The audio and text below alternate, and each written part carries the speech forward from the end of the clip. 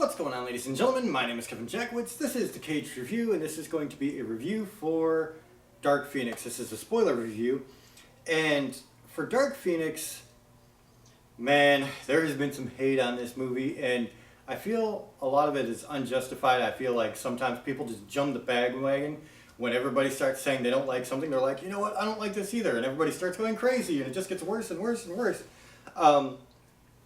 I felt like there were a lot of problems with this movie. It was not perfect whatsoever, but it was not as bad as everybody was trying to say it was. It was not the total train wreck from beginning to end like some people were saying. It did have some highlight moments. Now, I've already talked about the performances, and I'm not going to say too much about that. I'm going to say that I felt like Sophie Turner was really good as Jean Grey. I felt like Nick Holt as Beast had a really great moment. McAvoy and Fassbender, I feel, are two staples here now, and I think they both did very, very well.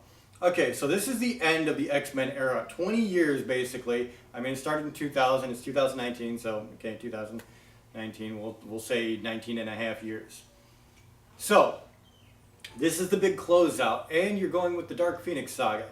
I love that they started this out with a space trip to save the astronauts. Jean Grey actually has to absorb this force. And so that's a lot closer to the comics than what we got with X-Men The Last Stand, which is very, very cool.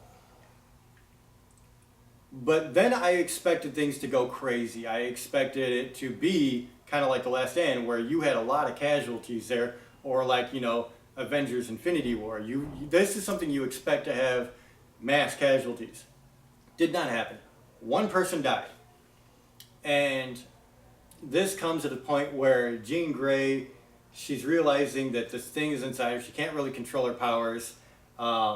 She doesn't want to hurt anybody, but at the same time, it's got this like evil tinge to it where it feels good when she loses control. Okay, we get all that. So the X-Men show up to bring her home. She goes to find her dad, who is still alive. And the backstory to that is at the beginning of the movie, her, as a very young girl, is with her mom and dad in the car, and she's not getting her way. She kind of has a little tantrum that turns into her mom passing out and wrecking the car, and she accidentally kills her mom. So she thought her dad was dead, realizes he's not, goes to find him. The X-Men go there to bring her home, and they have their first real standoff. And for the most part of this standoff, not much happens. Like, honestly. Like that scene where Quicksilver's running up the broken pieces of debris really fast up to the Phoenix. All she does is move one of the pieces and he falls down. Like, that was just, meh.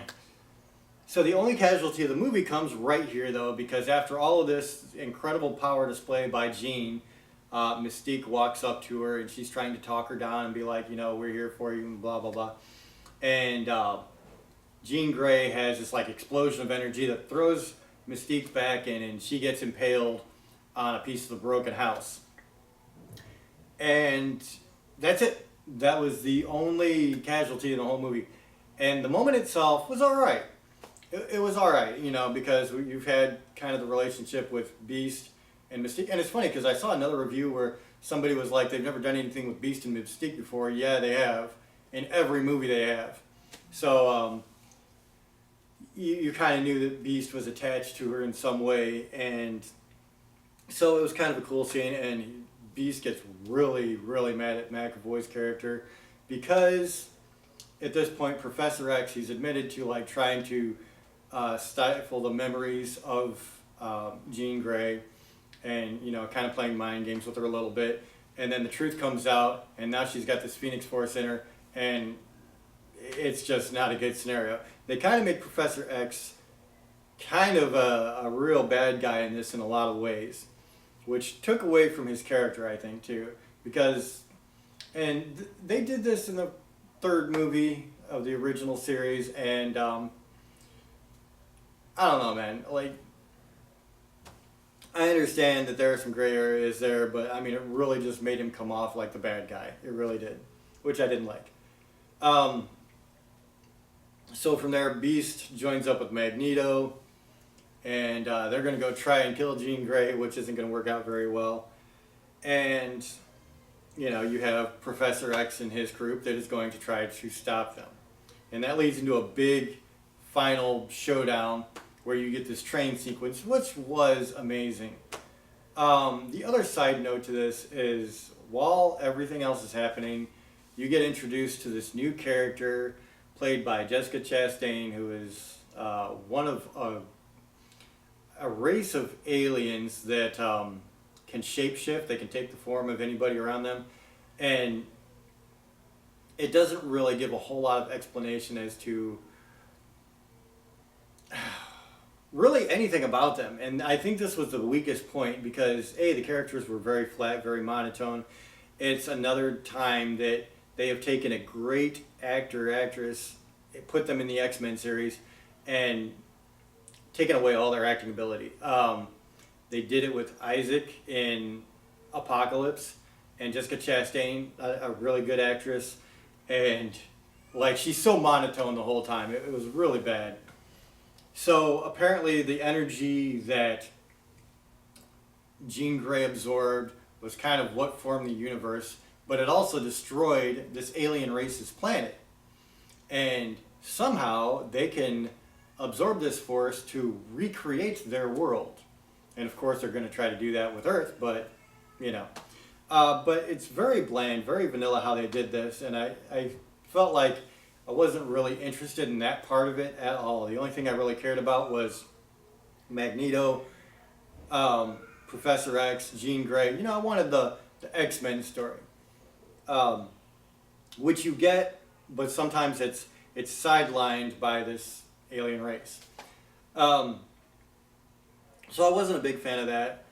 There was another thing that I had a big problem with, which was Ty Sheridan, who plays Cyclops, and Jean Grey. Of course, they're a couple, and they really delved into that into the first trilogy. And I think the first trilogy built up the relationship way better. Here, you didn't have as much impact, and you didn't feel the connection between those two characters that you probably should have felt. I really think that they dropped the ball on that. There was really no spark with Ty and Sophie whatsoever, as far as I was concerned. So I think they fell a little flat with that. I did love the train sequence, though. That was an absolute spectacle. And honestly, even when they were at Jean's father's house, Mr. Grey, they really had a few really good moments there where it was very eye-popping. So you had like 3 really cool fight scenes in this movie. Pretty extended one at the end there. I feel like they could have done more. I mean, obviously, a lot of people feel like that. But I don't think it was a complete flop either. There was enough here to keep me entertained for 2 hours, that's for sure. I didn't really tune out. There were a couple of times where I was like, all right, let's get to the next thing. But I don't think I ever really tuned out during the movie. So, that being said, I originally gave it a 5 out of 10. That's what I'm sticking with. I feel it was very middle of the road for me. It was not a great movie by any means. It was not a completely terrible movie. It definitely had its problems though, which is why it gets the halfway mark. 5 out of 10. So ladies and gentlemen, that's where I'm at. Let me know what you think in the comments. If you enjoyed this, hit the like button, subscribe, share. Feel free to go spoiler crazy in the comments. My name is Kevin Jackwitz, Kaged Nation, out.